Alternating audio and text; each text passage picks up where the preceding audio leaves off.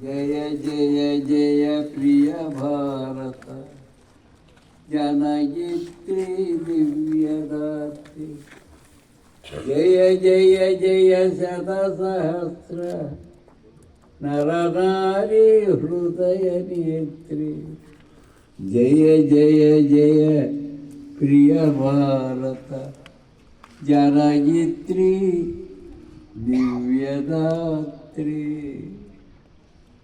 ప్రియమైన స్వతంత్ర భారత పౌరులారా, మీకందరికీ నా రిపబ్లిక్ డే శుభాకాంక్షలు. రిపబ్లిక్ డేనే గణతంత్రము అంటారు. అంటే గణనీయమైన చెప్పుకోదగిన తంత్రం. తంత్రం అంటే అనేక పద్ధతులు అవలంబించడం. పరిపాలనలో ఒక రకం పద్ధతి కుదరదు. సమయానుకూలంగా సందర్భానుసారంగా మారుతూ ఉంటాయి పద్ధతులు. అంచేత గణతంత్రం అని తెలుగులో అంటాం, ఇంగ్లీషులో రిపబ్లిక్ డే అంటారు. మనకి రిపబ్లిక్ డే ఫార్మ్ అయ్యి 70 సంవత్సరాలు పూర్తి చేసుకొని 76వ సంవత్సరంలో ఇవాళ అడుగు పెడుతున్నాం. ఈ 70 ప్రాధాన్యత ఏమిటంటే డైమండ్ జూబ్లీ అంటారు. 100 సంవత్సరాలు అయితే సెంచరీ అంటారు. ఆ 100లో 3 వంతులు పూర్తి చేసాం, ఇంకా ఒక వంతు ఉంది. ఈ 3 వంతులు 70 సంవత్సరాల్లో గణనీయంగా ప్రతి సంవత్సరం మరో సంవత్సరం అధికమైన ఉత్సాహంతో మనం చేస్తున్నాం తప్ప నీరు గారిపోలేదు. ప్రపంచంలో 2 అగ్రరాజ్యాలు ఉండేవి. మొదటిది అమెరికా, ఇప్పటికీ అమెరికావే. రెండవది రష్యా, యుఎస్ఎస్ఆర్ అంటారు, union of Soviet socialist republic. అలాంటి రష్యా విప్లవం చేసింది 1914 నుంచి 18 వరకు. అయిపోయిన తర్వాత అమెరికా అలాగే నిలుస్తుందని అందరూ అనుకున్నారు. కానీ కొన్ని సంవత్సరాలు అయ్యేసరికి అక్కడ రాజ్యాలని సోవియట్స్ అంటారు, అమెరికాలో స్టేట్స్ అంటారు, ఇండియాలో ప్రావిన్సెస్ స్టేట్స్ అని కూడా అంటారు. ఏ ముక్కకు ఆ ముక్క, ఏ చెక్కకు ఆ చెక్క విడిపోయింది రష్యా.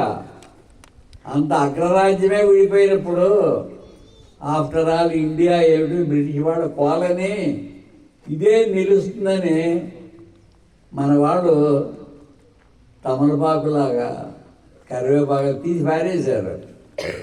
కానీ వాళ్ళందరూ ముక్కు మీద వేలు వేసుకునేలాగా ఈనాటికి 70 సంవత్సరాలు గడుపుకొని కూడా ఉన్నాము. అంటే కారణం ఏమిటి అంటే, జవహర్లాల్ నెహ్రూ తన డిస్కవరీ ఆఫ్ ఇండియాలో రాసినట్టుగా యూనిటీ ఇన్ డైవర్సిటీ.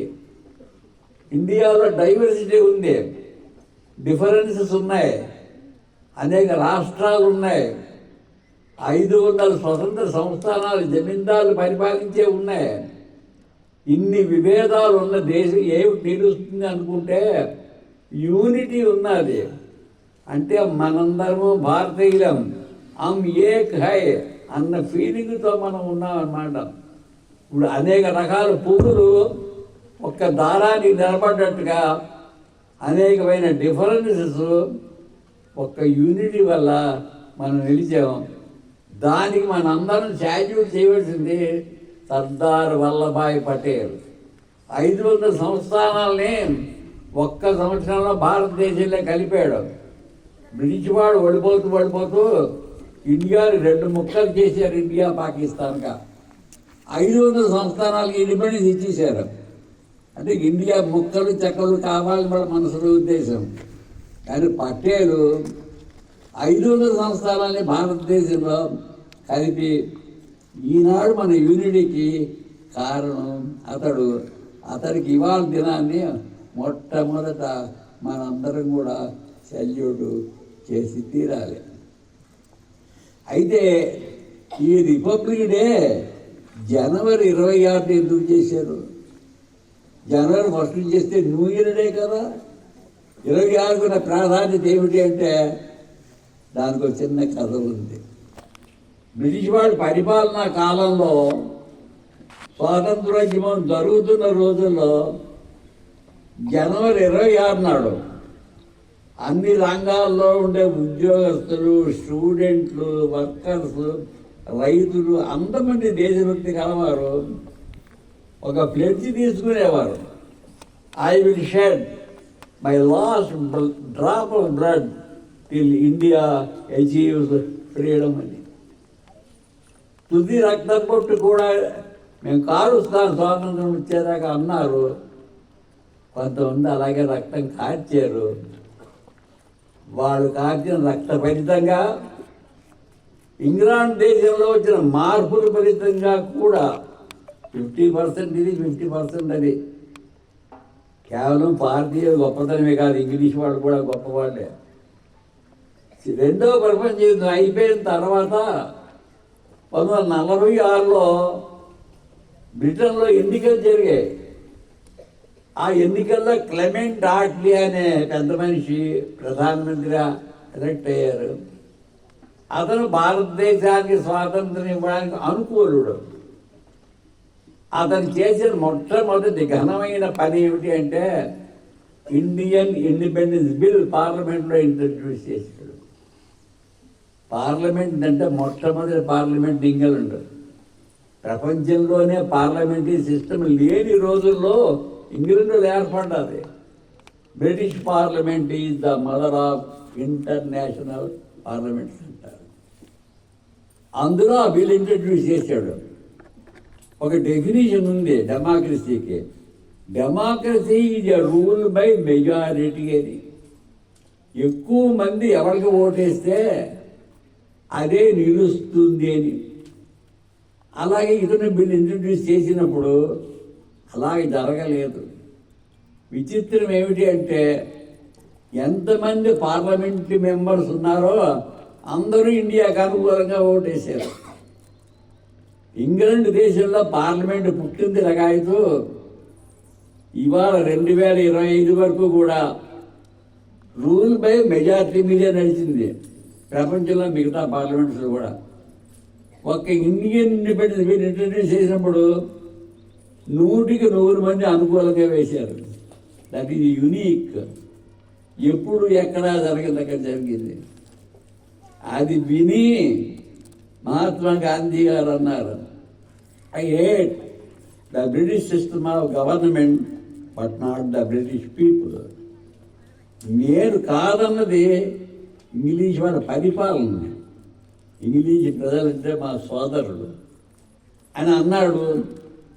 అందుకే ఇప్పటికే ఇంగ్లాండ్ వాళ్ళకి మనం అంటే ఇష్టం.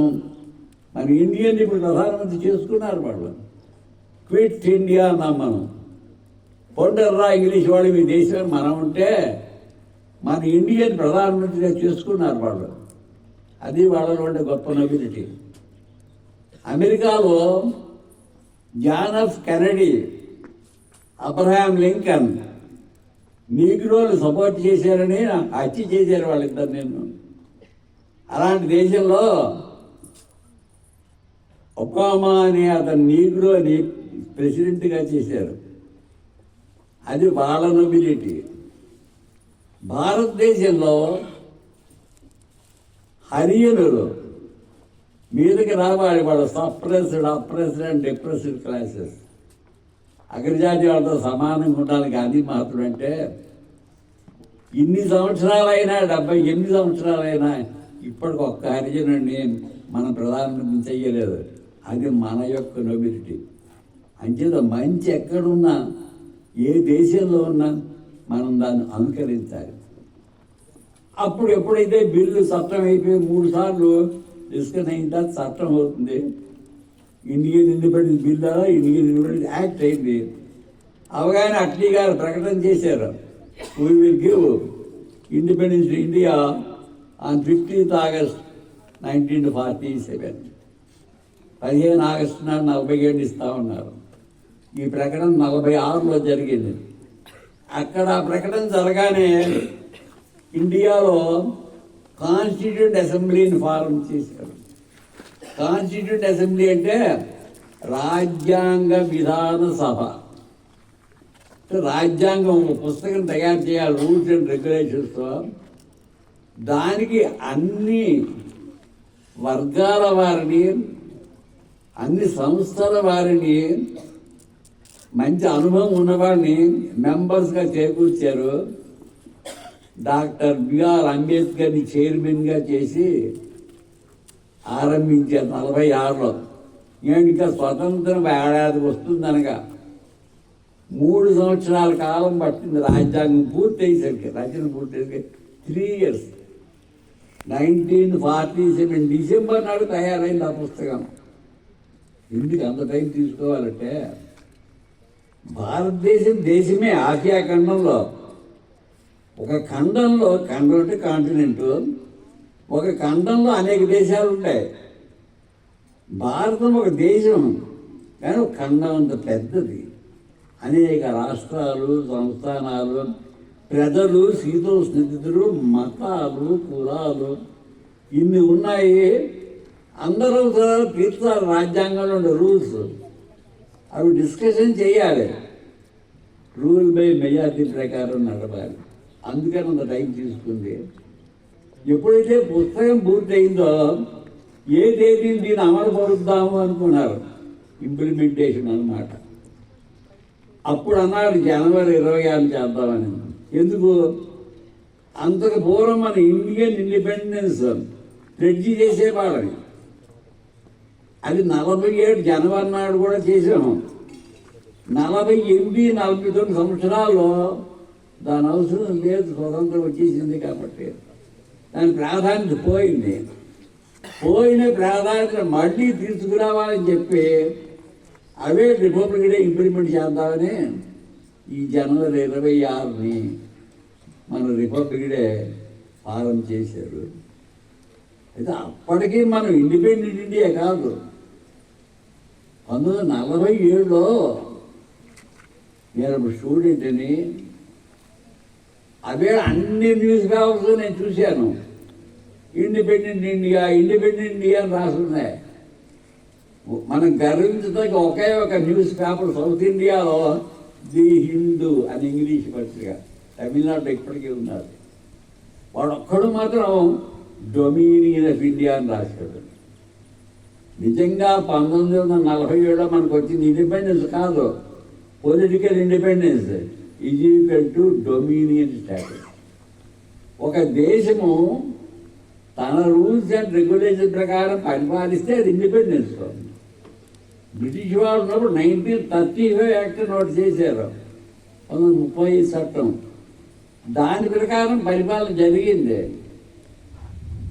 ఆగస్టు 15 వాళ్ళు ఇంగ్లాండ్ దేశం పడిపోతూ, ఆ తెల్లదొరలు పడిపోతూ నల్లదొరలకి అప్పచెప్పేశారు రాజ్యాంగం. అప్పచెప్పేసిన తర్వాత వాళ్ళ 35 యాక్ట్ ప్రకారమే మనం పరిపాలించాం. ఈ రాజ్యాంగం తయారైన తర్వాత మన పరిపాలన వస్తుంది. కానీ 1950లో రిపబ్లిక్ ఫార్మ్ అయింది, కానీ ఇంకా పూర్తిగా ఇండిపెండెన్స్ కాదు. ఎందుకంటే భారతదేశంలో ఉండే ప్రతి రాష్ట్రంలో కూడా ఎన్నికలకి తగినటువంటి ఏర్పాట్లన్నీ చేయాలి. ప్రజలకు ఓటు అంటే ఏమిటో తెలియదు, దాన్ని ఎడ్యుకేట్ చేయాలి. ఇదంతా చేయడానికి 2 సంవత్సరాలు పట్టింది. మొట్టమొదటి ఎన్నికలు 1952వ సంవత్సరం ఫిబ్రవరి నెలలో జరిగింది. ఇండియా, భారతదేశం పుట్టింది లగాయితే ఎన్నికలు అంటే మనకి తెలియదు. మొట్టమొదటి ఎన్నికలు జరిగినప్పుడు ఎన్నికలు పండగ అనేవారు పల్లెటూరులో, పట్టణాల్లో కూడాను. అంత ఉత్సాహంతో చేశారు. 1952 నుండే ఇండియా ఈజ్ ఇండిపెండెంట్ ఇండియా అయిందన్నమాట. అది 1947 నుంచి 52 వరకు 5 సంవత్సరాల కాలము పరిపాలన ఎలా జరుగుతుంది? ఇంటరిమ్ గవర్నమెంట్ అని ఫారం చేశారు. ఇంటరిమ్ అంటే టెంపరీ. ఎన్నికలు జరిగిన తర్వాత ప్రజలు ఎన్నుకున్నటువంటి మనుషులే పరిపాలన చేయాలి. అదే నిజమైన పరిపాలన, అదే నిజమైన డెమోక్రసీ. అప్పటి వరకు ఉండేదంతా టెంపరీ. దానికి ఎవరు అంటే జవహర్లాల్ నెహ్రూ ప్రధానమంత్రి, ఇందాక నేను చెప్పిన సర్దార్ వల్లభాయ్ పటేల్ డిఫెన్స్ మినిస్టర్. ప్రధానమంత్రితో సమానమైన ప్రాధాన్యత పోర్ట్ఫోలియో మాట డిఫెన్స్ అంటే. బాగా జరిగింది 5 సంవత్సరాల కాలం. 1952వ సంవత్సరంలో ఎన్నికలు జరిగాయి. అప్పటికి ఎక్కువగా ప్రాధాన్యత పార్టీలు 2 ఇండియాలో. స్వాతంత్రం కోసం పోరాడిన కాంగ్రెస్ పార్టీ, రెండవది కమ్యూనిస్ట్ పార్టీ. ఆ కమ్యూనిస్ట్ పార్టీ రష్యాలో పుట్టింది. కమ్యూనిటీ అంటే సొసైటీ, సంఘం. సంఘంలో అందరూ సమానంగా ఉండాలి. ఇండియాలో తప్ప చాలా దేశాల్లో అందరూ సమానంగానే ఉంటారు. ఇది క్యాస్ట్ సిస్టమ్ ఎక్కడ లేదు, ఒక భారతదేశంలోనే ఉంది. క్లాస్ సిస్టమ్ ప్రతి చోట ఉంది. ధనికులు పేదవాడు అనేది క్లాస్ సిస్టమ్. బ్రహ్మకీర్తి వైద్య సూత్రుడు అంటే క్యాస్ట్ సిస్టమ్. రష్యాలో స్లోగన్ ఏమిటి కమ్యూనిస్ట్ పార్టీది? From each according to his need to each according to his capacity. Need అంటే అవసరం. ప్రతి వాడికి ఏమిటి అవసరం? తిండి. తిండి కలిగితే కండ కలదోయ్, కండ కలవాడు ఏను మనిషి అన్నాడు ఒక కవి. స్వతంత్రం వచ్చిన తర్వాత రష్యాలో కొన్ని సంవత్సరాల పాటు బ్రెడ్ ఎవరు డబ్బు ఇచ్చి కొనుక్కోక్కర్లేదు, 3 బేకరీస్ పెట్టారు. బేకరీకి వెళ్ళి ఎవడ కావాల్సిందా బ్రెడ్ ఇంటికి తెచ్చుకొని వాళ్ళు తినొచ్చు అన్నమాట. అలాంటి దేశం రష్యా దేశం. కెపాసిటీ అంటే ఏమిటి? వాటి టాలెంట్ బట్టి, చదువులు బట్టి ఉద్యోగాలు అవి ఇచ్చేవారు అన్నమాట. రష్యా దేశంలో వెల్కమ్ అందరికీ చెయ్యరు, చాలా కొద్ది దేశాలకి చేస్తారు. దానికి రెడ్ కార్పెట్ ఫెస్టివల్ అంటారు. ఎర్రని తివాసి పరుస్తారు. దాని మీద నుంచి వాళ్ళు ప్రభుత్వ ఆలయానికి ఆ చీఫ్ గెస్ట్ ఇన్వైట్ చేస్తారు.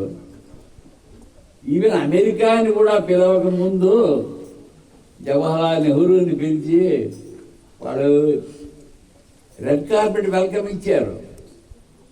అప్పుడు బుల్గానిన్ అనేవాడు ప్రధానమంత్రి, నికిటా క్రుష్చెవ్ అనేవాడు కమ్యూనిస్ట్ పార్టీ సెక్రటరీ.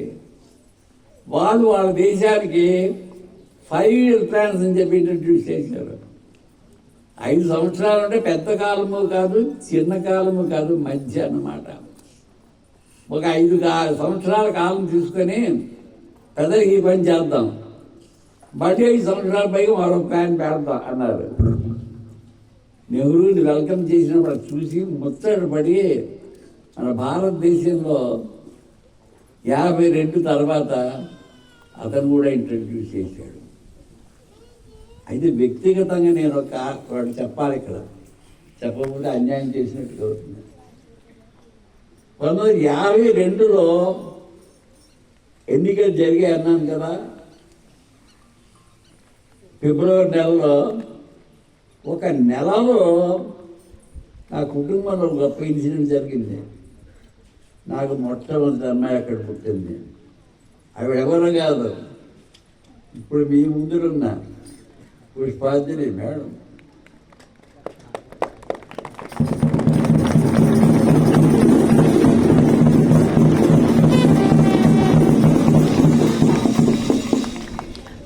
ఆవిడ 1952 మార్చిలో పుట్టింది. ఫిబ్రవరిలో ఎన్నికలు జరిగాయి. మా బంధువులు శ్రీధర్ అనేవారు ఈమె ఎన్నికల పిల్ల అనేవారు. ఎన్నికల పిల్ల అంటే ఎన్నికలైన నెలల్లో పుట్టింది. నాకెప్పుడు అందరికీ సమాధానం ఇవ్వడం అలవాటు.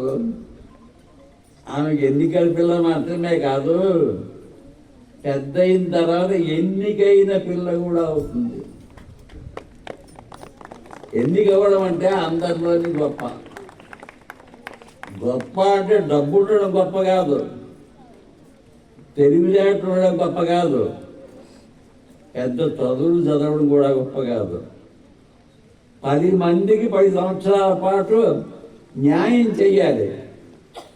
ఇవాళ మన స్కూలు, మన గురుకుల విద్యాపీఠం ఇంత సొగుసుగా నడుస్తున్నదంటే 1992లో స్థాపించేది. ఇప్పుడు 33 సంవత్సరాలు అయింది. ఏడాదికి భట్టు వామన్లాగా దినదిన ప్రవర్ధమానం అవుతున్నారంటే 2 నేత్రాలలాగా.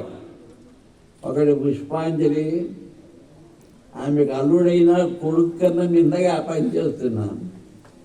మన శ్రీనివాస్ గారు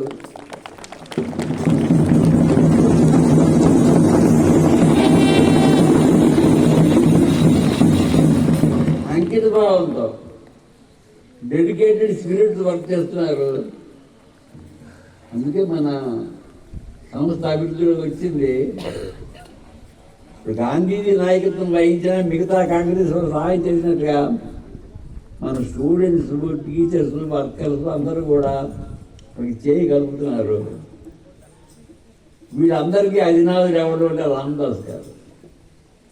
Gurukula Vidyapeetham is the brain child of Ramdas.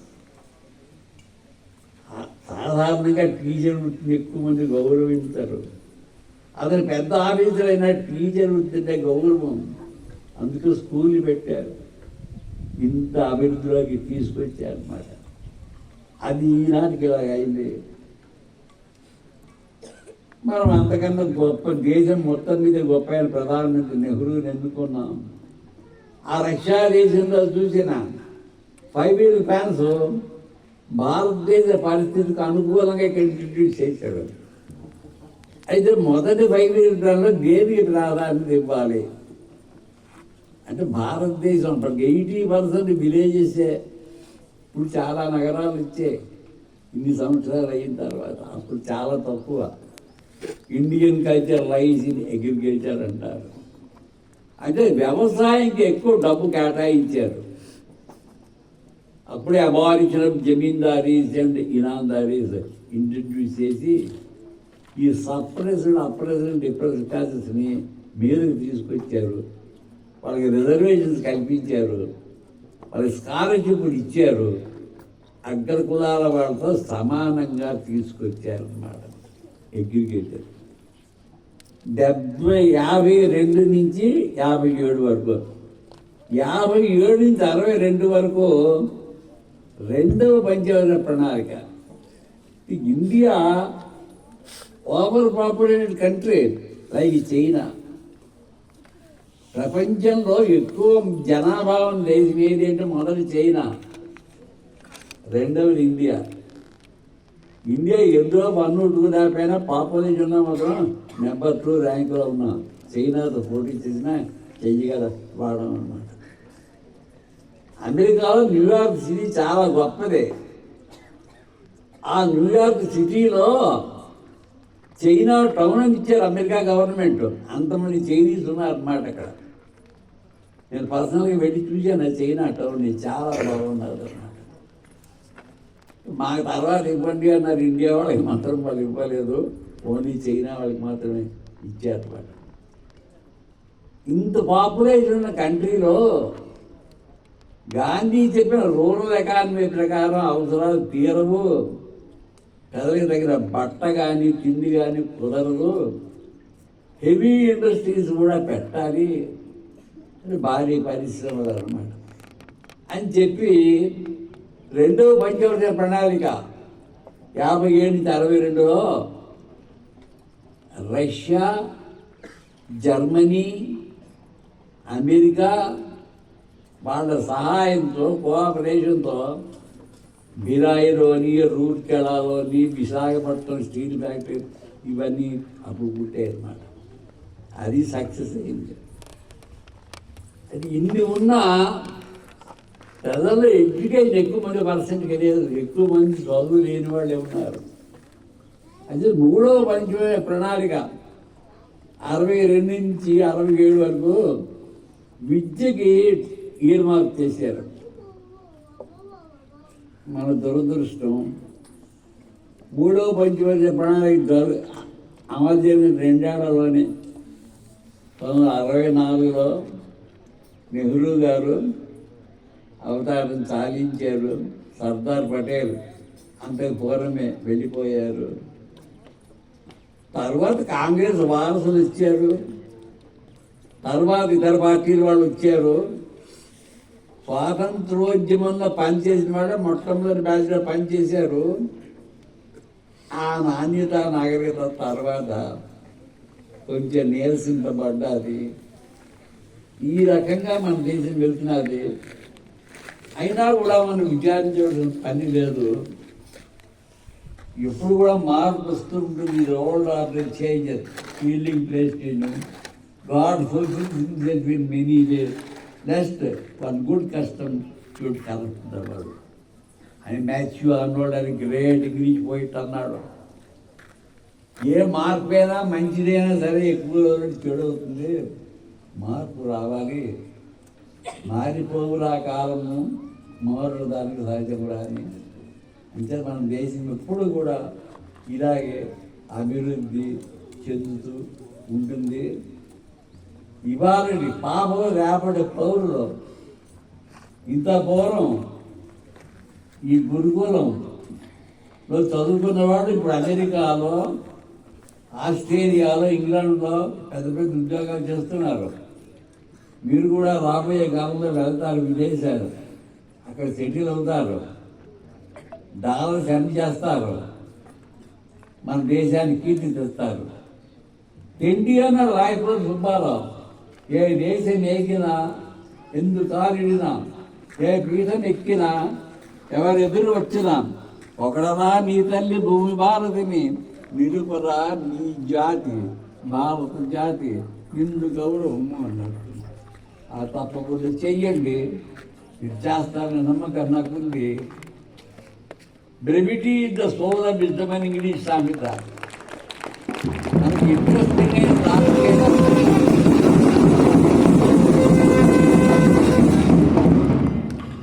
మనకి ఇంట్రెస్టింగ్ అయిన మ్యాటర్ అయినా సరే ఎక్కువసేపు మాట్లాడితే ఇంట్రెస్ట్ పోతుంది.